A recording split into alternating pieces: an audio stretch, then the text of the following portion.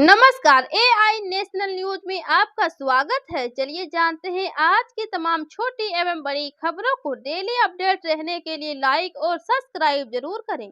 Solar बिजली महंगी होगी, बिना लिए भी लगेगा शुल्क। प्रदेश में बिजली के साथ अब उपभोक्ता द्वारा अपनी जरूरत के लिए पैदा की जाने वाली सोलर बिजली पर भी शुल्क वसूलने की तैयारी हो रही है। बिजली कंपनी के ताजा प्रस्ताव में कुछ ऐसा ही है। घरेलू उपभोक्ता से लेकर इंडस्ट्री और कॉलोनी तक में सोलर प्लांट लगाकर बिजली पैदा करने वालों को यह शुल्क देना पड़ सकता है, यदि मप्र विद्युत नियामक आयोग मंजूरी दे देता है। आयोग ने मप्र पावर मैनेजमेंट कंपनी के प्रस्ताव पर 9 जनवरी को सुनवाई तय की है। बिजली कंपनी केंद्र सरकार के निर्देश पर प्राकृतिक बिजली को बढ़ावा देने के लिए सोलर प्लांट लगवाने के लिए प्रोत्साहित कर रही है। इसके लिए बाकायदा सब्सिडी भी जारी की जा रही है। प्रदेश भर में उपभोक्ता सोलर प्लांट लगवाकर सस्ती बिजली का उपयोग कर रहे हैं। बिजली कंपनी ने नेट मीटरिंग के जरिए परंपरागत बिजली के कड़ाके की ठंड, कोहरे और बरसते पानी में हुई किसानों की महापंचायत। इंदौर बुधनी रेल लाइन के मुआवजे को लेकर किसान विरोध कर रहे हैं। रविवार को कड़ाके की ठंड, कोहरे और बरसते पानी के बीच किसानों की महापंचायत हुई।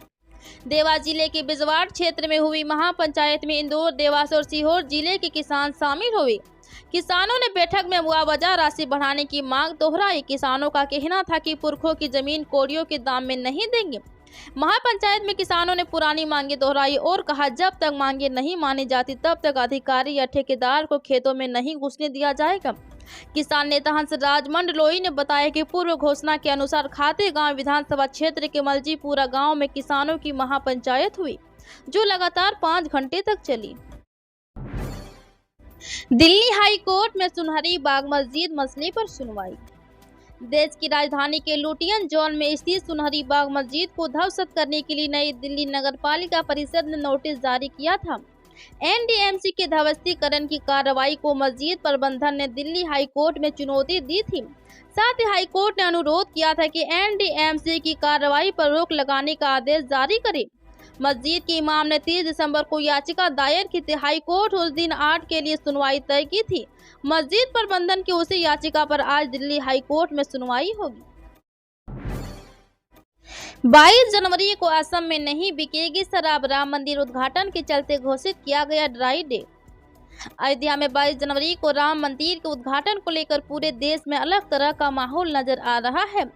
तमाम तैयारियां की जा रही है। इसी कड़ी में असम सरकार ने एक बड़ा फैसला लिया है। यहां सरकार ने 22 जनवरी को ड्राई डे घोषित कर दिया है, यानी इस दिन राज्य में शराब की दुकानें बंद रहेगी और शराब की बिक्री पर प्रतिबंध रहेगा। असम के एक मंत्री ने इस बात की जानकारी दी है। पर्यटन मंत्री जयंत मल्ला बरुआ को प्रेस कॉन्फ्रेंस में बताया कि मुख्यमंत्री हेमंत बिस्वा शर्मा की अध्यक्षता में हुई कैबिनेट की बैठक में ये फैसला लिया गया है कि राम मंदिर के उद्घाटन के मौके पर प्रदेश में ड्राई डे रहेगा। मालदीव पर फूटा लोगों का गुस्सा, ऐसे में ट्रिप ने बंद की सभी फ्लाइट्स बुकिंग। मालदीव के नेताओं की तरफ से भारत और प्रधानमंत्री नरेंद्र मोदी को लेकर की गई आपत्तिजनक टिप्पणी का असर दिखने लगा है। मालदीव के खिलाफ ऑनलाइन बाइकॉट अभियान की शुरुआत हो चुकी है। ऑनलाइन ट्रेवल कंपनी ने मालदीव के लिए सभी फ्लाइट से बुकिंग को सस्पेंड कर दिया है। पीएम मोदी के लक्षद्वीप दौरे के बाद ही मालदीव के नेताओं की तरफ से भारत को लेकर जहरीली बयानबाजी की गई थी। भारतीय ऑनलाइन ट्रेवल कंपनी के को-फाउंडर और चीफ एग्जीक्यूटिव ऑफिसर निशांत पिट्टी ने भारत के समर्थन में सोशल मीडिया प्लेटफॉर्म एक्स पर फ्लाइट बुकिंग सस्पेंड करने का ऐलान किया। कर्नाटक में छिड़ा नया विवाद, मंदिर के बाहर मुस्लिम व्यापारियों पर बैन लगाने की मांग। कर्नाटक में एक बार फिर से मुस्लिम व्यापारियों को लेकर विवाद खड़ा हो गया है। हिंदुत्ववादी संगठनों ने विजयपुरा शहर में सिद्धेश्वर मंदिर के बाहर एक बैनर लगाया है। इसमें मुस्लिम व्यापारियों को आगामी सिद्धेश्वर यात्रा के दौरान व्यापार करने से रोकने की बात कही गई है। इस बैनर को लेकर काफी विवाद भी हुआ है। सिद्धेश्वर मंदिर कमेटी ने इस बैनर को हटाने की कोशिश भी की है, जिसे लेकर काफी गर्मागर्मी देखने को मिली है। द न्यू इंडियन एक्सप्रेस की रिपोर्ट के मुताबिक श्री राम सेना के सदस्यों ने मंदिर कमेटी से मांग की थी कि यात्रा के दौरान मुस्लिम व्यापारियों को व्यापार करने की अनुमति न दी जाए। दोषियों की सजा माफी क्यों हुई रद्द, सुप्रीम कोर्ट ने फैसले के पीछे किया दिया तर्क। सुप्रीम कोर्ट ने 2002 गोधरा दंगों के दौरान बिल्किस बानो के साथ गैंग रेप करने और उसके परिवारों के सदस्यों की हत्या करने वाले 11 दोषियों को सजा में छूट देने के गुजरात सरकार के आदेश को रद्द किया। सुप्रीम कोर्ट ने कहा, इस अदालत का कर्तव्य है कि वह मनमाने आदेशों को जल्द से जल्द सही करे और जनता के विश्वास की नींव को बरकरार रखे। इतना ही नहीं, सर्वोच्च अदालत ने सभी 11 दोषियों को 2 हफ्ते के भीतर सरेंडर करने को कहा है। भारत मालदीव में बढ़ने लगी टेंशन, नई दिल्ली के एक्शन पर माले में दिखा रिएक्शन, भारतीय उच्चायुक्त को भेजा गया समन।